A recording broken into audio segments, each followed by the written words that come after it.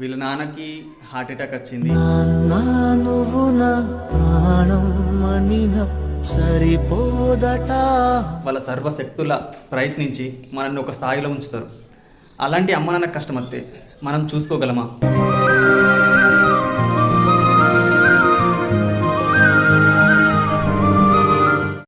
నేను పండుకున్నాను లేపి ఏంది కావచ్చు, ఎటు పోతున్నావు, టాటేసి ఎందుకు ఇచ్చినావు, ఏంటిది?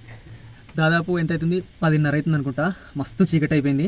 ఇంత నైటు ఎటు పోతున్నామంటే మీకు ఇన్ని రోజుల నుంచి ఒక విషయం చెప్పలేను, ఇప్పుడు చెప్తున్నా. నా ప్రాణ స్నేహితుడు అంటే బెస్ట్ ఫ్రెండ్గా, ఫ్రెండ్స్ చాలామంది ఉంటారు కానీ అందులో ఒక బెస్ట్ ఫ్రెండ్ ఉంటాడు కదా, వాడు దుబాయ్ నుంచి ఇంటికి వస్తున్నాడు. వాడిని తీసుకురావడానికే ఇంత నైటు మేము వెళ్తున్నాం. ఇగో నాతో పాటు ఇది ఎందుకు ఇది అవసరం లేదు, మన ఇద్దరం మొదలు పాటు కాదు. ఏమైంది చెప్పన్నా, ప్రొద్దునాడు ఫోన్ చేసి చెప్పిండు, అరే ఈ టైంకి ఇక బస్ స్టాండ్ కాడ ఉండరా అంటే ఇది విన్నాడు. పొద్దున్న నుంచి అంటుండు, బావాని అత్త బావాని అత్త బావాని అత్త. ఇది వచ్చేం చెప్తారట, డుబై సామాన్ మూతలేదు.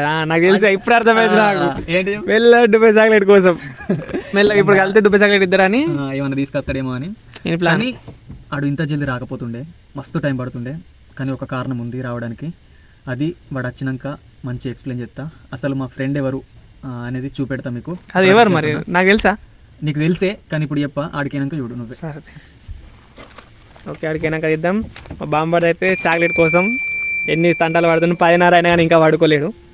ఏంది కావచ్చు మెల్ల మనం పోయేది చూసి చెందులేడా మన ఇంటి పక్క పని ఆయన ఫోన్ చేసి ఇప్పుడు ఇంత నైట్ ఎట్రా అని. ఏ అన్న వాళ్ళ ఫ్రెండ్ దుబాయ్కి వస్తున్నంట, పోతున్నామంటే ఏ నిజం చెప్పురా మీ డాడీ వస్తుండు కదా అది అంటుండు. మన నాన్న అతడు కాదు కాదు, ఏమో నాకు కూడా డౌట్ కొడుతుంది. ఏమనుకుంటా వాళ్ళకి చెప్పకుండా నాకు ఒకరికి చెప్తున్నారు. ఏమో మరి ఎవరికి వెళ్ళదు. వెయిట్ ఫర్ సీ అంటావా? ఓకే. అయితే మా గనిగాడు ఏమన్నాడంటే, వాళ్ళ అమ్మోళ్ళకి ఫోన్ చేయి ఒకసారి, కొబ్బరికాయకి ఇట్లా ఏమైనా కోడిగుడ్డన్నా ఏమైనా తిప్పి పారేస్తారు కొనుక్కుంటారంటే ఫోన్ చేసినాం. ఫోన్ చేస్తే ఏమంటారు, తిప్పి పారైపోతే ఏమవుతుంది, మేము ఎప్పుడు పారేయలేం కదా అంటారు. అంటే ఇప్పటికి రాలేడు కదా. మా నాన్న వచ్చినప్పుడు మేము అట్లనే చేస్తాం కదా. నేను వాళ్ళకి చెప్పిన అట్లా తింపి పారేయాలి, ఏమన్నా ఉంటే అటే పోతుంది అన్నట్టు చెప్పిన. అయ్యో లేవు కదా షాప్స్ అన్నది. ఇక్కడ మొత్తం లేకుతున్నాం, మొత్తం తిరిగి ఒక్క షాప్ కనబడతలేదు. ఇంకా కొంచెం దూరం పోయి చూస్తాం, ఏదైనా కనబడితే కోడిగుడ్డైనా సరే లేకపోతే కొబ్బరికైనా సరే, ఆ రెండిట్లలో ఏదైనా ఒకటి తీసుకుంటాం. కానీ నువ్వు కొంచెం గాడి దాకా పోయి చూసిరా, లేకపోతే బేకరీలో దొరుకుతుంది కదా, బేకరీలో గుడ్డు ఉంటుంది కదా, అడుగు బేకరీలో అడిగితే లేదని చెప్పేసిండు. కానీ ఒక అడ్రస్ చెప్పిండు, ఒక సందులో షాప్ ఉంటుందంట, అక్కడ అన్ని దొరుకుతాయి, అక్కడికి పోయి అడుగురు అన్నాడు. ఇక మొత్తం లెంకంగా ఒక షాప్ అయితే దొరికింది, వాళ్ళ అడ్రస్ చెప్పిన షాపే. వచ్చిన అని ఫోన్ చేసిండు, బస్ స్టాండ్లో ఉన్నాడంట, పోయి కలుద్దామా? నేను కూడా ఆసక్తి ఎదుగుతున్నా ఎవరని. నీ మాట అలా వినబడదు. ఇప్పుడే ఒక పెద్ద లారీ పోయింది, అందుకే మాట వినబడతలేదు కదా. ఈడు కూడా ఎదురుగుతున్నట్ట ఎవరని చూద్దా.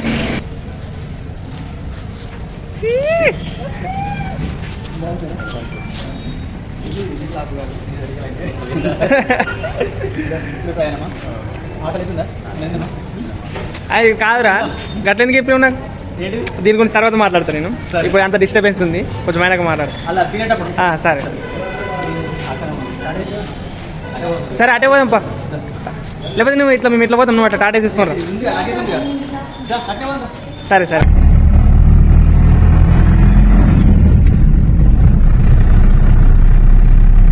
మస్తు ఆకలి అవుతుంది, తింటా అనుకున్నాం.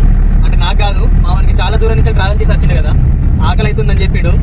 కానీ హోటల్స్ లేవు, బిర్యానీ పాయింట్ లేదు. అందుకని చెప్పేసి మళ్ళీ రిటర్న్ పోతున్నాం. ఇంటికి ఫోన్ చేసి అన్నం వండమని చెప్పినాం. ఇక కూర లేదు, ఏదైనా ఒకటి అనుకోవాలి కదా. అయితే అన్న మనం ఇప్పుడు ఇంత డాబాకేనాక ఎప్పుడు చూసినా అది 12-1 దాకా ఉండేది, ఇప్పుడు బాగా తొందరగా మూసేసింది. అయితే అడిగిన ఆయన మరి ఎందుకు బంద్ చేసిర్రు, 1 దాకా 2 దాకా ఉంటుంది కదా అని అంటే, అదేమన్నా చెప్పాలా, అది కొత్త ఎస్ఐ వచ్చిండు, బంద్ చేయించిండు, రాత్రి లాస్ట్ 9-10కి అంతే అని చెప్తుండు. నేను ఇది ఒక్కటి మంచి పని చేసింది ఎస్ఐ అనుకున్నా. ఎందుకు చెప్పాలా, అది పోరాళ్ళు ఏం చెప్తున్నారు అంటే, రాత్రి 1-2 ఛాయ్ కోసం డాబా కోతురు, ఛాయకు సిగరెట్కి మొత్తం డాబాలు కోతుర్రు, పిల్ల దాకా తిరుగుతురు. ఇంట్లో ఏమో వాళ్ళ అమ్మ నాన్న అట్లా నమ్మకం, వీళ్ళేమో చేసే పనులు ఇట్లా. అంటే వాళ్ళు పడుకున్నాక వీళ్ళు ఎంజాయ్ చేస్తారు, అయినా తప్పే కదా. తప్పైన రైట్ అయినా నైట్ తిరుగుడు బాగా బాగా రిస్క్. అందుకే ఇక మనసులో అనుకున్నా ఎస్ఐ మంచి పని చేసిండ్రా అని అనుకున్నా. అంతే, ఏదైనా మన మంచిగా అనుకోవాలి.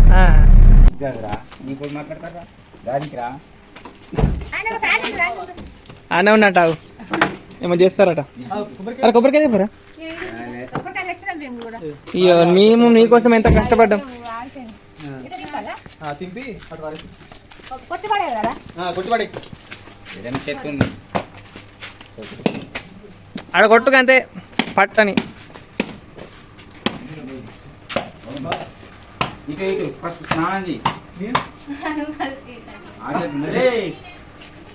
స్మార్ట్ బాయ్ పడుకున్న లేపుతుందా రేపు పొద్దులే చెప్తే సర్ప్రైజ్ అవుతారు. కాదు ఫస్ట్ ఆడిపోతుంది చూస్తున్నది నా అయితే ఎదిరిస్తున్నా. ఇక నలుగురం నలుగురం ఇంకేది. ఇంటికి అయినాక ఆంటీ ఎంత బాధలు ఉందో నాకు తెలుసు. ఎందుకంటే ఇంటికైనప్పుడల్లా చెప్పేది, మామయ్య ఇంత కష్టం చేసేటోడు, అంత కష్టం చేసేటోడు, మామయ్య మంచోడు, కానీ ఇంత పెద్ద కష్టం వచ్చింది అని చాలా ఏడ్చింది. ఒక్కొక్కసారి ఏడ్చింది, మస్తు బాధపడ్డది. కానీ కొడుకు వచ్చిన సంతోషంలా కొడుకుని చూసి నవ్వుతుంది. ఇక పెట్టరా తెల్లారి నైట్ కదా ఎవరు ఎక్స్ప్లెయిన్ చెప్పు. ఎందుకంటే అన్ని చూడక 4 సంవత్సరాలు అవుతుంది. ప్రతిసారి నేను పోయినప్పటిలో అడిగేది, నీకు ఎప్పుడన్నా చెప్తాడా, ఇంటికి వస్తా అంటాడా అంటే ఇంకెప్పుడు వస్తాడు అని అడిగేది. కానీ ఆఖరికి టచ్ చేసింది కదా, ఇక ఆంటీ ముఖంలో సంతోషం చూడాలి. కానీ బాధ ఉన్నది, భర్తకి ఇట్లా అయింది అనే బాధ ఉన్నది. కానీ కొడుకు వచ్చిన సంతోషం కొంచెం ఉన్నది. ఇక తర్వాత మళ్ళీ ఎట్లయినా వాళ్ళ బాధ కంటిన్యూ అవుతుంది. నవ్వు కొంచెం సేపే కానీ బాధ ఎక్కువ, నవ్వేమో తక్కువ. మీది చూపులకే అది నవ్వుడు అన్నట్టు, ఆ లోపలి బాధ అలానే ఉంటుంది కదా. కొన్నాం రా కాజీలో కొన్నాం.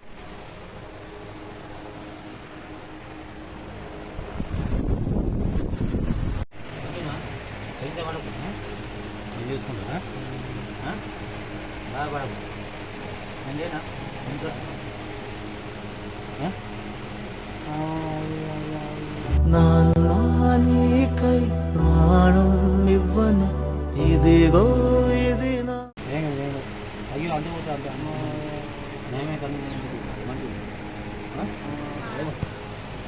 వచ్చిండుగా ఇక చూసుకుంటాడా, అది చూసుకుంటాడు. వేరే లోపు నువ్వు నడాలి, ఇక మంచిగా మాట్లాడాలి, సరేనా? టెన్షన్ పెట్టుకోకు ఫస్ట్, ఇది అన్నీ చూసుకుంటాడుగా. టాటా ఏసీ ఇంటికాడ పెట్టడానికి వచ్చినాం. మళ్ళీ రమ్మన్నాడు, ఎందుకో తెలియదు. కానీ వెళ్తా, ఇక బైక్ తీసుకొని వెళ్తాం. ఈ నువ్వు తింటరా అంటే నాకెత్తు నువ్వు ఇది తింటావా చెప్పు, మళ్ళీ అవసరం ఉన్నంత చెప్పు, సరేనా? ఈడు ఇంటికనే వండుకోరా అంటే బావా నువ్వు వండుకున్నప్పుడే వంట అంటుండ్రా. నువ్వు ఆడ మెల్ల మాట్లాడి మెల్ల అలవాటు అయిపోయిందా? గట్టి మాట్లాడరా. సరే కొద్దిగానే రేపు రేపు గట్టిగా వస్తుంది వాయిస్.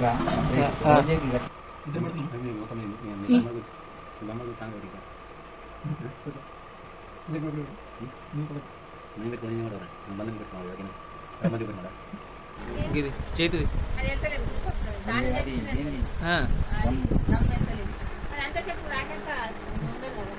అవునవును. ఇప్పుడు ఇక్కడ వచ్చిండు కదా, ఇక్కడ వచ్చిండు కాబట్టి కొంచెం మా ఫ్రెండ్ గారు నిన్ననే వచ్చిండు కదా, ఆయనకి బండి అవసరం ఉంటుంది. అందుకే పొద్దుగల ఫోన్ చేసిండు బైక్ తీసుకొని రారా అని. ఇక పోయి ఇచ్చేసత్తా. అలాగే ఈ పాటికే మీకు అర్థమైపోయి ఉంటుంది మా ఫ్రెండ్ గారు ఎందుకు వచ్చిండో. ఆడు ఇక్కడ ఎన్ని రోజులు ఉంటాడు, మళ్ళీ ఎప్పుడు పోతాడు, అసలు ఉంటాడా పోతాడా, అన్నీ క్లారిటీ చెప్తా. కొంచెం ఫ్రెష్ అప్ అయినాక చెప్తా. నన్ను దించేసి అక్కడ కొంచెం అయితే ఫ్రెష్ అప్ అయితే మొహం కడుకొని స్నానం చేసి నేను కూడా వస్తుంటిగా. ఎటు పోతావు? బట్ బాగా రోజులే మెల్ల నడుపు, మళ్ళీ బ్రేకులు ఊకే బండి ఆగిపోతుంది. మంచిగా చూసుకో, ఓకేనా? రాత్రి అయితే మా ఫ్రెండ్ గారు అమ్మతోటి మాట్లాడతా అని చెప్పిండు, వచ్చి కొంచెం మాట్లాడాడు.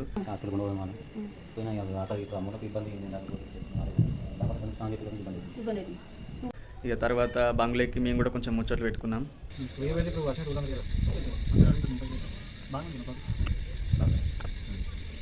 ఇక కిందికి దిగినాక చెల్లెతోటి మాట్లాడతా అని ఇక నవ్యతోటి గంటలు ముచ్చట పెట్టి, తర్వాత మా ఫొటోస్ ఆల్బమ్స్ ఉన్నాయి కదా అవి చూసిండు.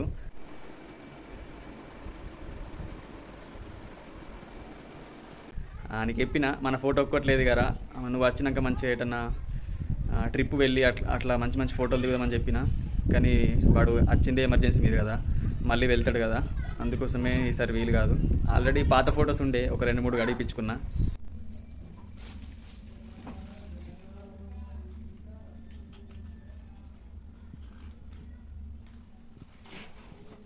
ఇక పొద్దుగా లేవగానే ఇంకో ఫ్రెండ్ వచ్చిండు, వానితోటి ముచ్చట్లు పెట్టుకున్నాం.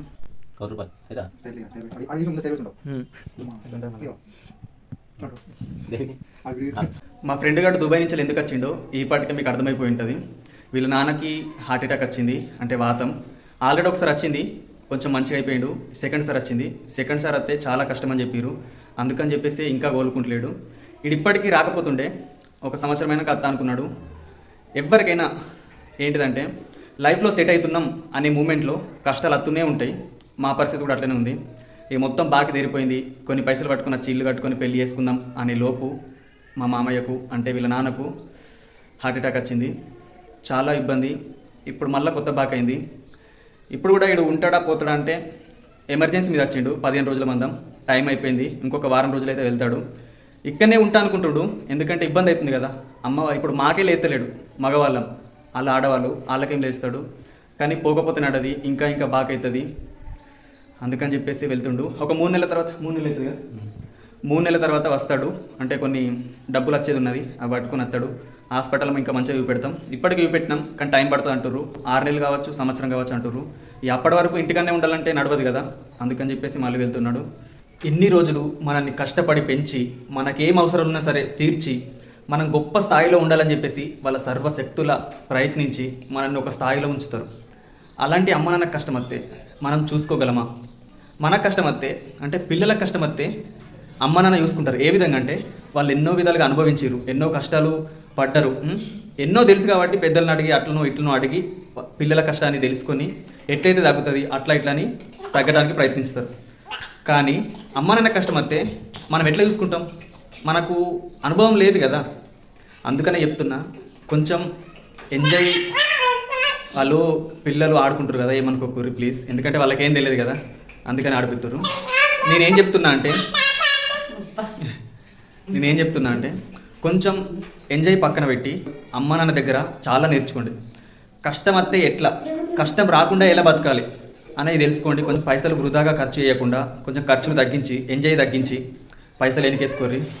నాకు ఎట్లా అర్థమైందంటే, మా చిన్నోనికి చూసారు కదా, నాకు యూట్యూబ్లో మనీ పడ్డాయి 8,000. నిజంగా చెప్తున్నా, ప్రామిస్గా చెప్తున్నా, పడ్డ పైసలు 8,000. కానీ ఇది ఖర్చు అయింది 25,000. 25,000 ఎక్కడ, 8,000 ఎక్కడ? సంపాదన ఏమో తక్కువ, ఖర్చులేమో ఎక్కువ. అందుకే చెప్తున్నా, ఆల్తుపాలతు ఖర్చు చేయకుండా ఉన్నప్పుడే కొన్ని దాచిపెట్టుకోవాలి. ఇప్పుడు నేను వేరే వాళ్ళని అడిగే పరిస్థితి వచ్చింది. అది అడగద్దంటే నేను ఫస్టే జమ చేసుకోవాలి కదా. నేనని కాదు, ప్రతి ఒక్కరూ పైసలు జమ చేసుకోరి. ఇప్పుడు మా ఫ్రెండ్ గాడు చాలా బాధపడుతుండు. అక్కడ కొంచెం లాస్ అయ్యిండు దుబాయ్లో. అట్లనే కార్ లైసెన్స్ అంటారు కదా, అది తీసుకోవడానికి చాలా కష్టపడ్డాడు. 2-3 సార్లు ఫెయిల్ అయ్యిండు. అయినా కానీ పట్టుదలతోటి అక్కడ లైసెన్స్ తీసుకున్నాడు.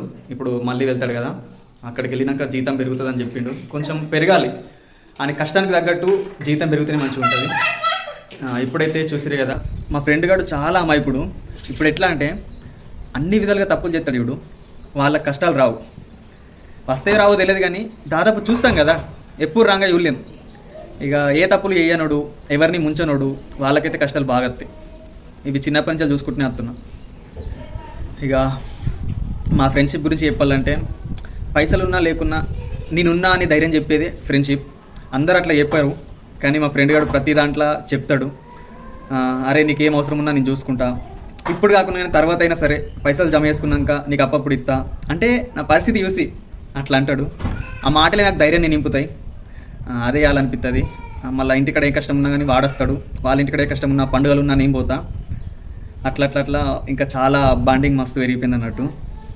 ఇక అదంతా మాటలలో చెప్పరాదు, కానీ ఆ మనసుకు ఫీలింగ్ ఉంటుంది చూడు, అది వేరే లెవెల్. అంటే నవ్వుల్లోనే ఉంటదా, బాధల్లోనూ ఉంటేనే దోస్తులురా, మాది కాదు బాధ. మనుషులు అర్థం చేసుకునేందుకు మామూలు ప్రేమ కాదు, దానికంటే ఇది పవిత్రమైనది. వచ్చి గంట అవుతుంది, గంట నుంచి ముచ్చట్లు పెట్టుకుంటున్నాం. వట్టిగానే కూర్చున్నాం. బీర్లు, థమ్స్అప్ ఇట్లా ఏం లేదు. ఒక వాటర్ బాటిల్ ఒకటే ఉన్నది. మీరు అనుకోవచ్చు ఎక్కడన్నా పక్కన పెట్టి మాట్లాడుతున్నారు అనుకోవచ్చు, కానీ ఎక్కడ పక్కన పెట్టలేము. మా దగ్గర ఏం లేవు. ఇక సాయంత్రం దాకైనా ఇట్లనే కూర్చుంటాం. తాగుడు తినుడు అదే ఎంజాయ్ కాదు, మాటలల్లో కూడా ఎంజాయ్ దొరుకుతుంది, ప్రేమ దొరుకుతుంది.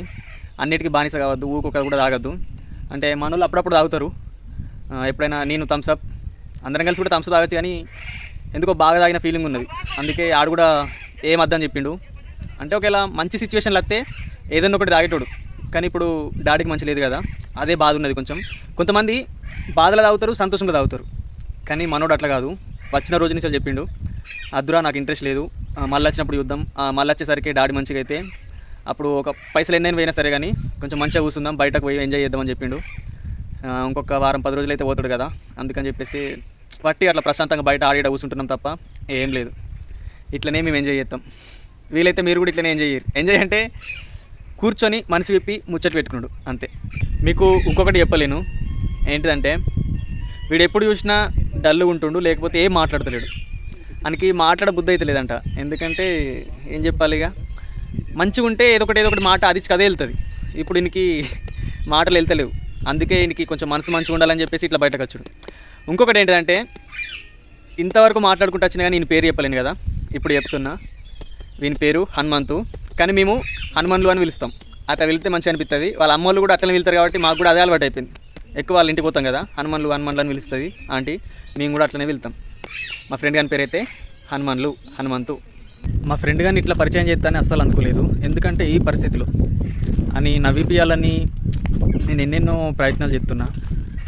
ఎందుకంటే బాధపడితే ఏం రాదు, ఏడ్చినా ఏం రాదు, అలాగని నవ్వుకుంటే కూడా ఏం రాదు. కానీ టెన్షన్స్ పెట్టుకుంటే ఏమన్నా తయారవుతుంది. వీడున్నది ఒకటే కొడుకు, వాళ్ళకి ఇద్దరు అక్కలు ఉన్నారు. వాళ్ళ అక్కల్ని వీడే చూసుకోవాలి, వాళ్ళ అమ్మ నాన్నని చూసుకోవాలి, వచ్చే భార్యను చూసుకోవాలి, మంచి ఇల్లు కట్టుకోవాలి.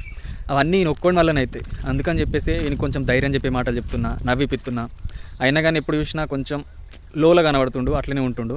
ఈ అమ్మాయి చెప్పిన కంచెలు కొంచెం మారుతుండు. మా అమ్మాయి చెప్తే ఎట్లుంటుందో మీకు తెలిసే కదా, అమ్మాయి చెప్తే కొంచెం నవ్వుతాడు.